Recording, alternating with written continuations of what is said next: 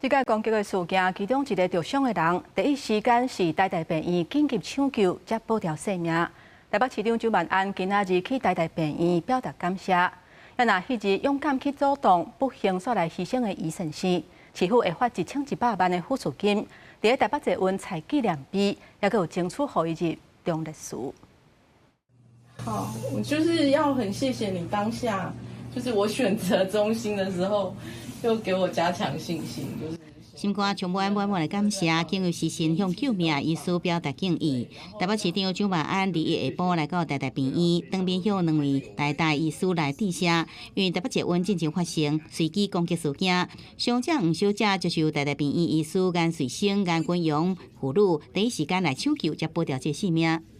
受伤的民众，他可能也很慌乱，也不太了解说自己到底伤害的情况有多厉害。那当然这个时候有医师帮他做评估，让他知道说，对你的情况是稳定的。因为事发当时，伫台北捷运见义勇为的4亿民众，台北市府讲保险理赔甲市府提供的补助金总计是1100万块。也伫台北捷运设立纪念牌，也向中央争取保养令，立中烈士祭拜。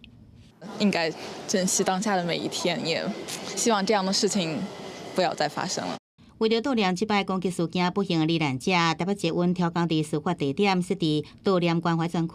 后面将有一个表达哀悼、情绪安抚的公共空间。但天也宣布，台北车站大厅的圣诞树关顶3天，为失去的性命默哀。卫福部宣布会针对这事件提供每人300免费心理咨询服务，预计实施到明年2026年底，而且无限年龄、捐款认定。因台北市卫生局也已经启动24小时安心专线，来提供民众及时的心理支持。目前是有4位民众进线，一直持续的看到这个相关的影片，有一点心悸、紧张不安的一些状况。另外，伫法律的层面，台北市社会局甲法务局合作，针对受害者由社工转介律师，会以一案一个律师的形式，来提供这个免费法律的咨询甲保险给付的协助。